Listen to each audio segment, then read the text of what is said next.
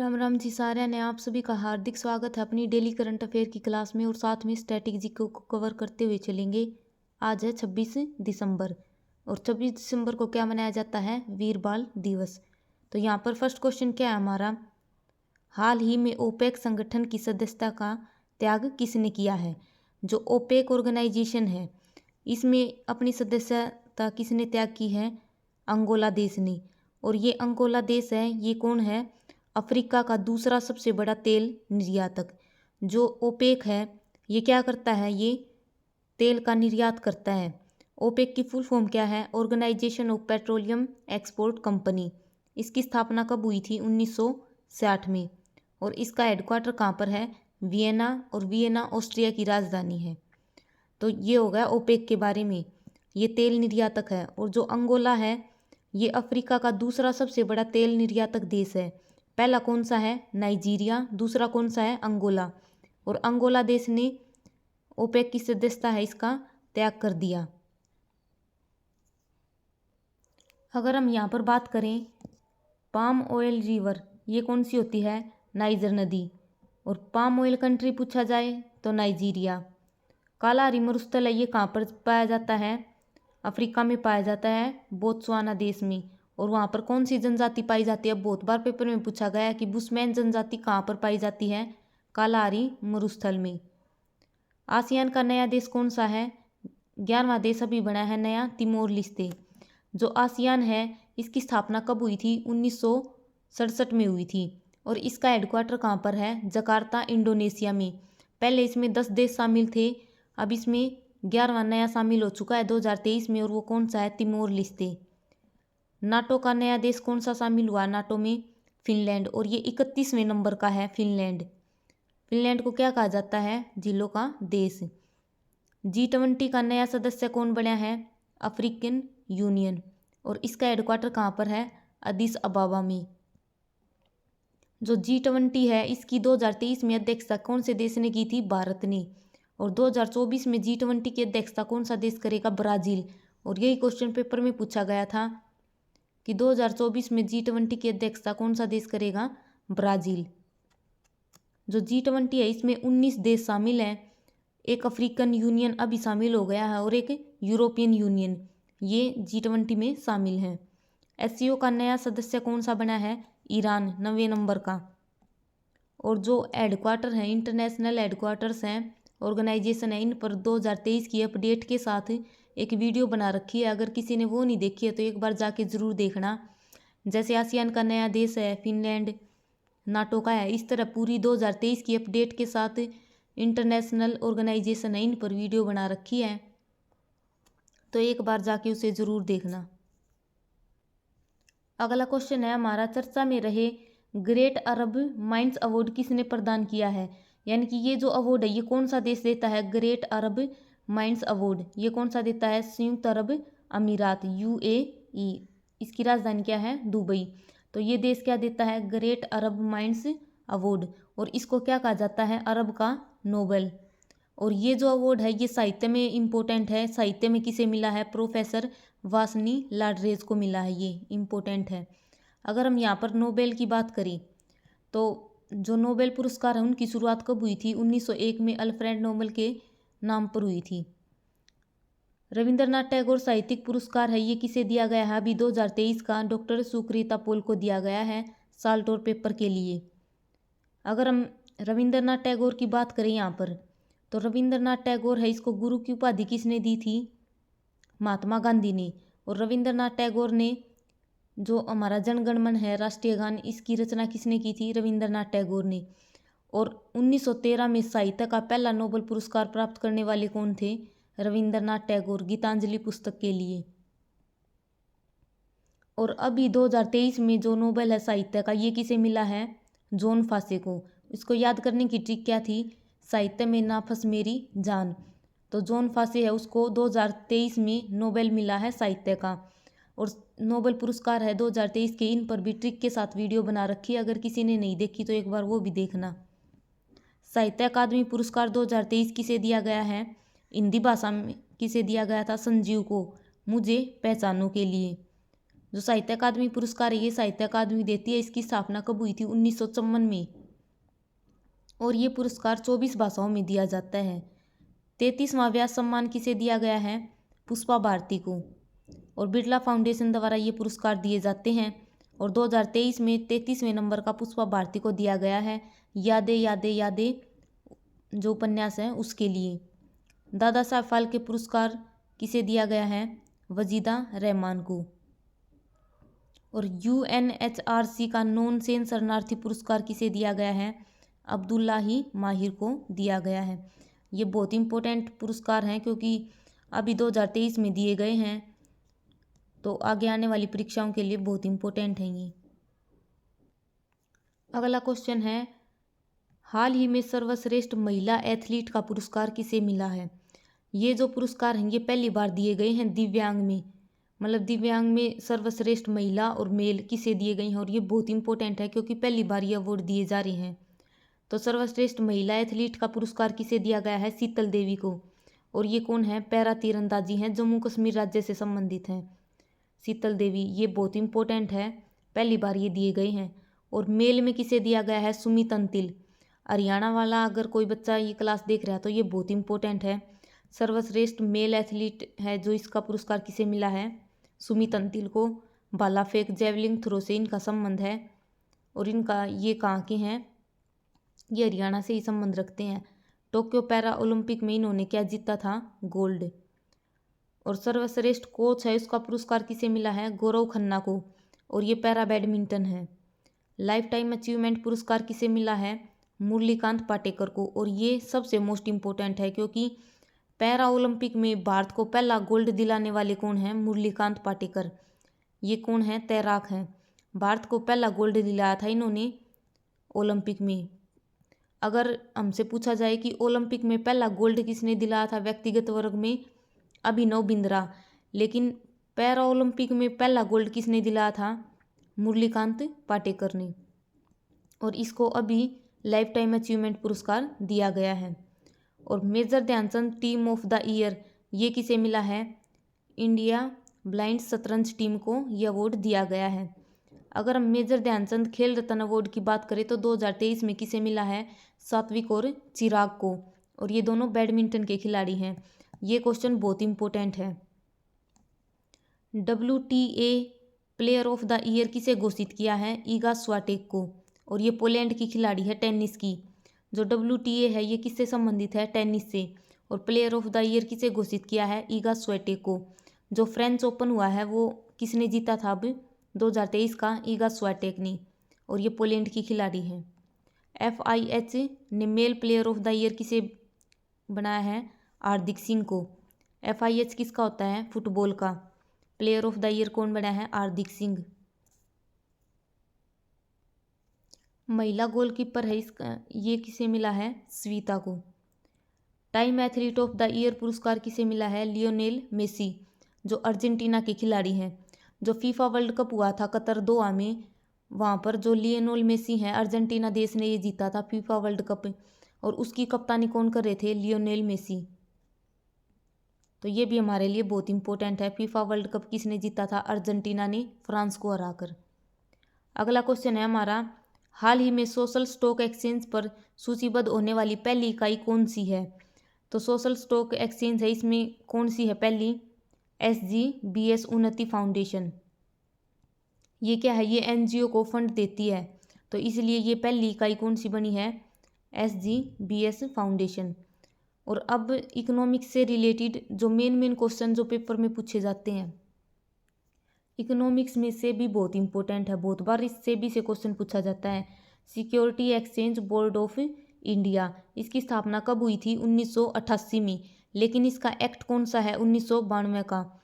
जो अरशद मेहता घोटाला हुआ था उसके बाद ये एक्ट आया था सेबी का 1992 में, लेकिन इसकी स्थापना 1988 में हुई थी। और इसकी पहली महिला निदेशक कौन थी? माधवीपुरी बुच। और इसका हेडक्वार्टर कहाँ पर है? मुंबई में। और ये हरियाणा में एक क्वेश्चन पूछा गया था अभी, जो सेबी है इसने कौन सा पोर्टल लॉन्च किया था? सारथी। मुद्रा बाजार को कौन रेगुलेट करता है? RBI। ये दोनों क्वेश्चन बहुत बार पेपर में पूछे जाते हैं कि मुद्रा बाजार को रेगुलेट कौन करता है, पूंजी बाजार को रेगुलेट कौन करता है। तो जो कैपिटल मार्केट है उसको कौन करता है, सेबी, और मुद्रा बाजार को कौन करता है, आरबीआई। अगर हम यहाँ पर आरबीआई की बात करें, रिजर्व बैंक ऑफ इंडिया, इसकी स्थापना कब हुई थी, 1 अप्रैल 1935 को हुई थी। एक्ट कौन सा था, 1934 का। ये जरूर याद रखना है, एक्ट और स्थापना। स्थापना तो हुई थी 1 अप्रैल 1935 को, एक्ट था 1934 का। और जब आरबीआई की स्थापना हुई तब इसका हेडक्वार्टर कहाँ पर था, कोलकाता में। लेकिन अब कहाँ पर है, वर्तमान में मुंबई में। और वर्तमान में 25वें नंबर के जो गवर्नर हैं आरबीआई के, वे कौन है, शक्तिकांत दास।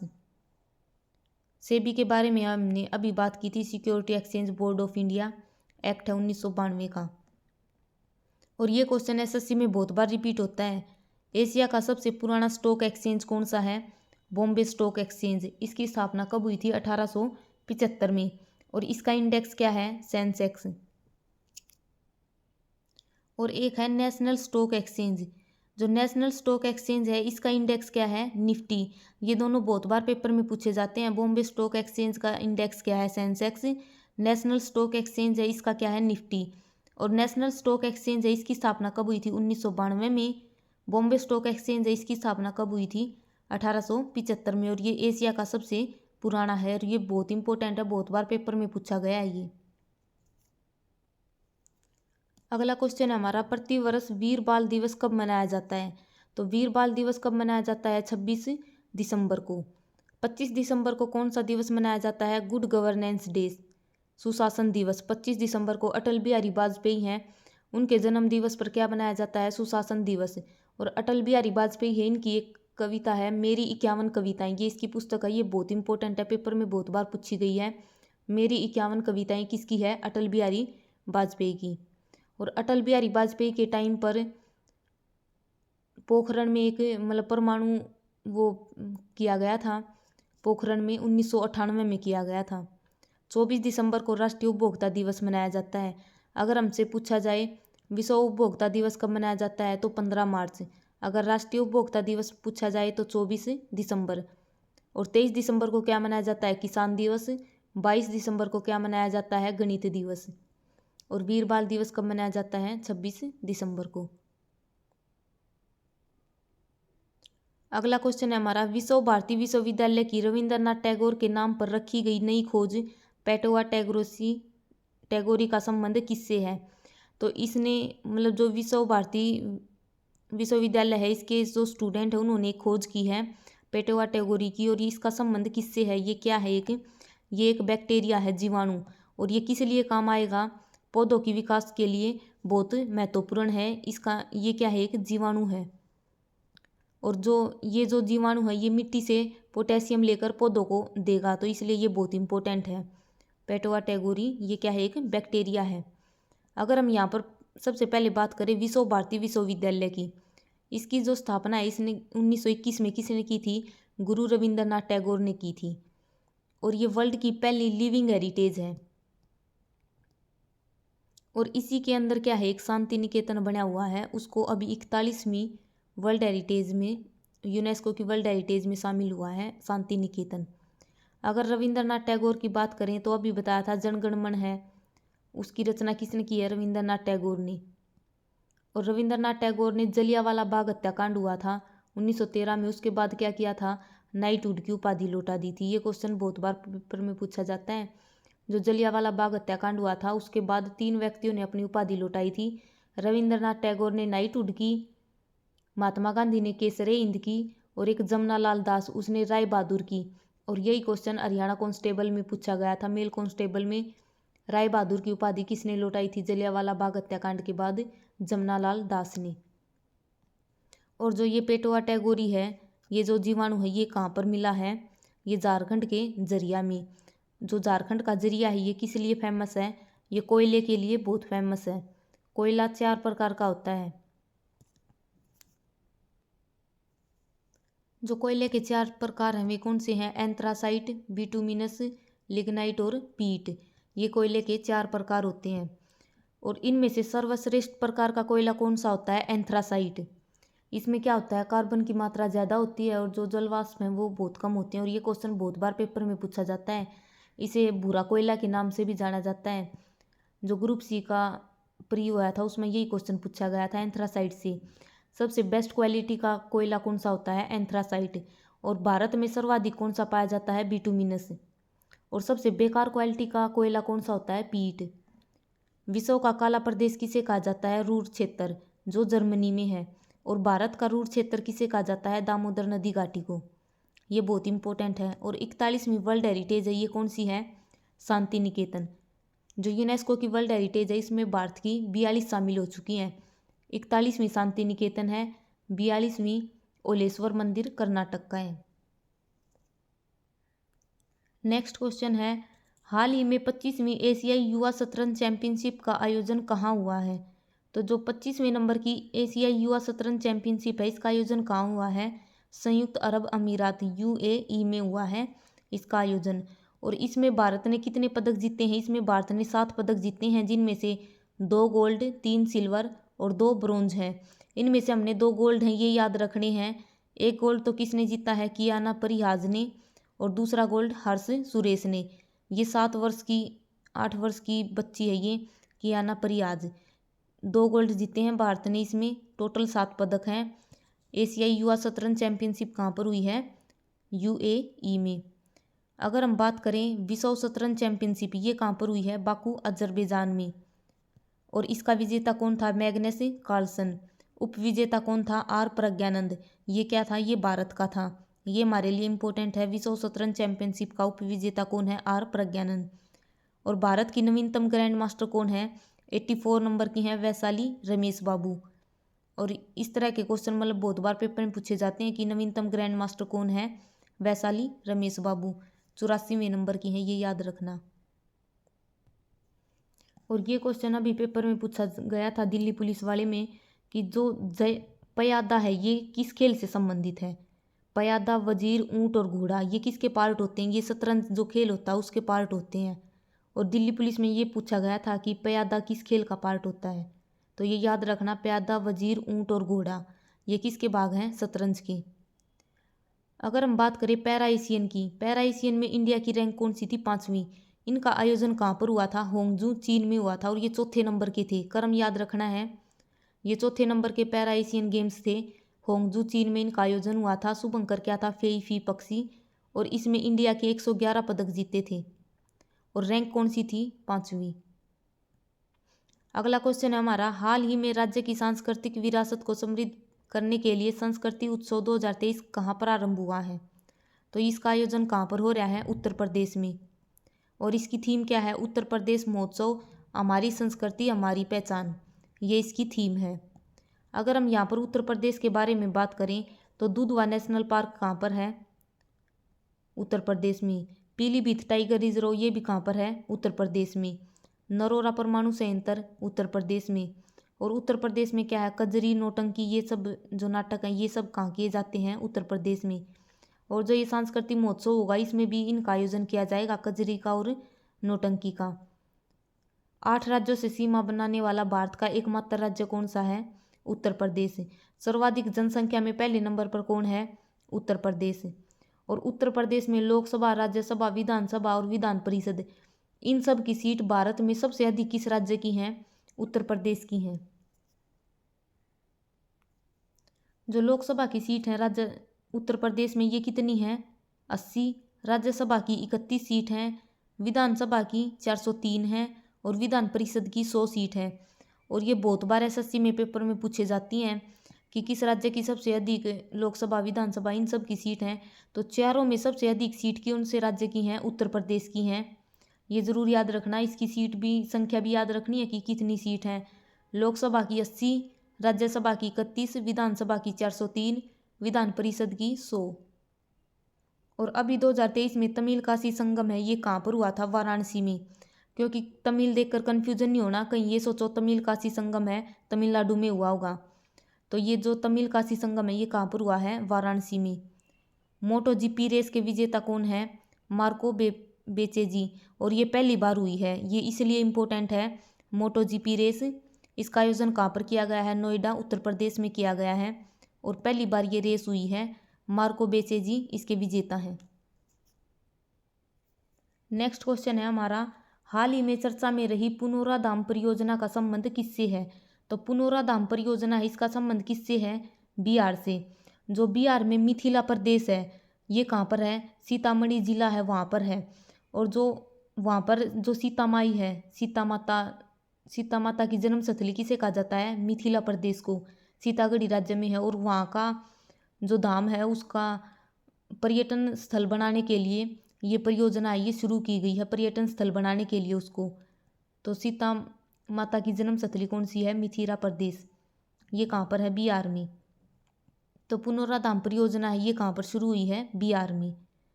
बिहार का जो मिथिला मखाना है, इसको जीआई टैग मिला हुआ है। वाल्मीकि नेशनल पार्क, ये भी कहाँ पर है? बिहार में। सर्वाधिक जनसंख्या घनत्व किस राज्य का है? बिहार का। अगर यूटी में पूछा जाए सर्वाधिक जनसंख्या घनत्व किसका है? दिल्ली का। राज्य में पूछा जाए तो बिहार का। अगला क्वेश्चन है, हाल ही में केंद्र सरकार ने नौकरियों के आरक्षण में किसे बाहर करने की घोषणा की है? तो हमारा जो एक्ट है 2016 का, RPWD एक्ट है 2016 का, इसमें क्या है? जो दिव्यांग हैं उनको 4% का आरक्षण दिया जाता है। और इसमें पहले कौन कौन से शामिल थे? थैलेसीमिया, सिकल सेल रोग, हीमोफीलिया, ये सभी इस एक्ट में शामिल थे। लेकिन अभी केंद्र सरकार ने इस एक्ट से इन तीनों को बाहर कर दिया, यानी कि इसमें कोई भी आरक्षण नहीं दिया जाएगा। अगर किसी भी जो गवर्नमेंट कर्मचारी है उसको अगर ये रोग है तो उसको आरक्षण नहीं दिया जाएगा। तो इन तीनों को शामिल नहीं किया गया, इन तीनों को बाहर कर दिया गया है। अगर हम यहाँ पर हीमोफीलिया की बात करें तो इसको क्या कहा जाता है? शाही रोग। सबसे पहले ये इंग्लैंड की महारानी को हुआ था हीमोफीलिया। इसमें क्या होता है, अगर थोड़ा सा कट लग जाए तो इसमें रक्त का थक्का नहीं जमता। और जो हीमोफीलिया है इसको क्या कहा जाता है? शाही रोग। जो रक्त का थक्का इसमें नहीं जमता, तो रक्त से 2-3 क्वेश्चन ये पूछे जाते हैं कि हमारे शरीर के अंदर रक्त का थक्का कौन नहीं जमने देता? इपेरिन प्रोटीन। ये बहुत इंपॉर्टेंट है, पेपर में पूछा जाता है। विटामिन के क्या है? ब्लड क्लॉटिंग के लिए सहायक है। विटामिन के, कैल्शियम, प्रोथ्रोम्बिन प्रोटीन, फाइब्रिनोजन, ये सभी क्या है? रक्त का थक्का जमाने के लिए बहुत इंपॉर्टेंट है। इनके बिना रक्त का थक्का नहीं जमेगा। अगर हमारे शरीर के अंदर रक्त को नहीं जमने देता वो है इपेरिन प्रोटीन। तो ये याद रखना। अगर वीडियो अच्छी लगे तो वीडियो को लाइक करना, शेयर करना और चैनल को सब्सक्राइब करना। मैंने राज्यों पर वीडियो बना रखी है। राज्यों की ज्योग्राफी, हिस्ट्री, पॉलिटी से जितने भी क्वेश्चन बनते हैं वे सभी उनमें कवर किए गए हैं। अगर किसी ने राज्य दर्शन की सीरीज़ नहीं देखी है तो एक बार जाके उसे ज़रूर देखना।